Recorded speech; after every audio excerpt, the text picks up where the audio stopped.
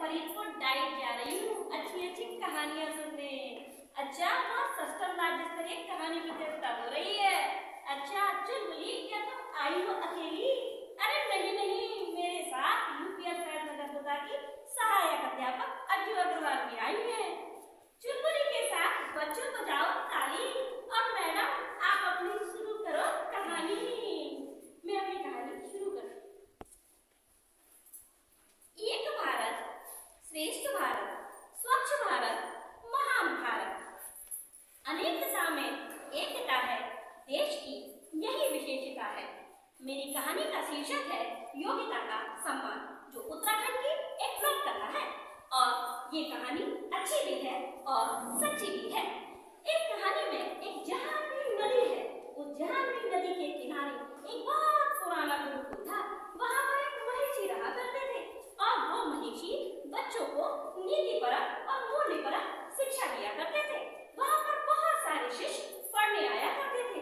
उन्हीं में से शिष्य थे, एक का नाम था विभूति, दूसरे का नाम था दक्षेश, और तीसरे का नाम था नवीन, और चौथे का नाम था सुभाष। इनमें जो विभूति और दक्षेश थे, ये बहुत बुद्धिमान थे। जो कुछ भी गुरुकुल में पढ़ाया जाता था, ये सबसे पहले पढ़ लिया करते थे और सबसे पहले याद कर लिया करते थे।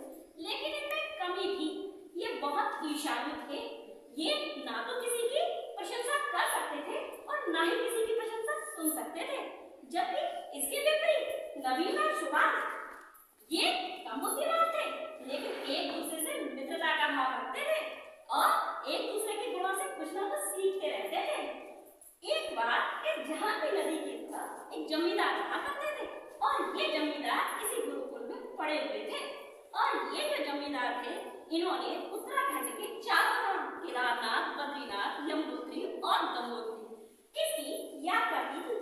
और यात्रा करने के बाद इन्होंने बहुत बड़े भोज का आयोजन किया, और इन्होंने सबसे पहले महिषी के पास संदेश भाग भेजा और कहा अपने दो सबसे बुद्धिमान शिष्यों को भोजन के लिए भेज दीजिए। अब उन्होंने अपने दोनों शिष्य दक्षेश और विभूति को भोजन के लिए भेज दिया।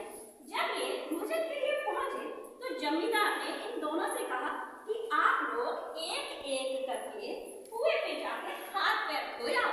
ये लोग सबसे पहले विभूति कुएं पर पहुंचा और हाथ पैर धोने लगा। तो इन्होंने दक्षेश से पूछा कि ये तो बताओ कि ये जो महान वक्त गए हुए हैं, मैंने सुना है कि ये गुरुकुल के सबसे श्रेष्ठ और विद्वान शिष्य हैं। तो दक्षेश बोला, आपसे किसने कह दिया? अरे ये तो पूरा खच्चर खच्चर, ये कोई विद्वान नहीं है। जब विभूति से यही प्रश्न दोहराया गया तो उन्होंने पूछा, ये बताओ कि दक्षेश कैसा है? तो उसने अरे ये तो बैल है, बैल, पूरा बैल। उन्होंने कहा अच्छा। ऐसे प्रश्नों का उत्तर सुनने के बाद उन्होंने भोजन में उनको जानवरों का प्रिय भोजन, हरी घास, भूसा और चने का दाना दिया। ऐसा भोजन देखकर ये दोनों बहुत अधिक आग बबूला हो गए और दौड़ते हुए गुरुकुल वापस पहुंच गए और महिषी से शिकायत भी करने लगे। तभी संदेश वहां दौड़ता हुआ आया और बोला, अरे गुरुवर क्षमा कर दीजिए, जरूर कोई भूल हुई होगी। आप अपने दो शिष्यों को तुरंत भेज दीजिए, भोजन में उनका इंतजार हो रहा है। अब की बार उन्होंने नवीन और सुभाष को भोजन के लिए भेज दिया। इसके बाद यही प्रश्न जमींदार ने नवीन से कहा कि तुम भी अपने हाथ पैर कुएं पे जाके धोया।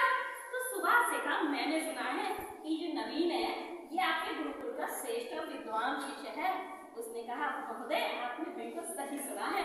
उन्होंने सुभाष से कहा, ये तो बताओ आप में से श्रेष्ठ कौन है? उसने कहा, श्रेष्ठ तो नवीन है। जब यही प्रश्न नवीन से सुभाष के बारे में कहा गया तो नवीन ने कहा, ये तो सूर्य के समान चमक है इनकी, और मैं तो इनके सामने केवल दीपक भर हूँ। मैं तो इनके गुणों से कुछ न कुछ सीखता रहता हूँ। अब जब इनको 56 प्रकार के व्यंजन मिले और साथ में 5 गाय और चांदी की खड़ाऊ दान में मिली, ये अपने प्रसन्न होकर अपने गुरुकुल में वापस पहुंचे। और उन्होंने पूछा कि प्रसन्नता का कारण देखकर दक्षेश और विभूति तो क्रोध से आग बबूला हो गए और बोले, चलिए महिषी, हम जमींदार के पास चलते हैं और उनसे प्रश्न करते हैं कि उन्होंने हमारे साथ ऐसा क्यों किया। महिषी ने जमींदार से कहा, ये बताओ कि जमींदार से पूछा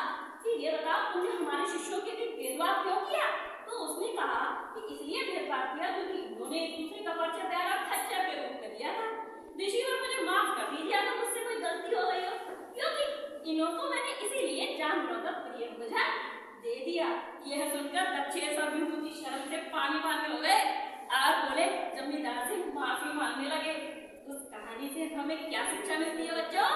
इस कहानी से हमें यह शिक्षा मिलती है, बहुत अधिक विद्वान और बुद्धिमान व्यक्ति अगर ईर्ष्यालु है तो उसे समाज में सम्मान नहीं मिलता है, और अगर कम बुद्धिमान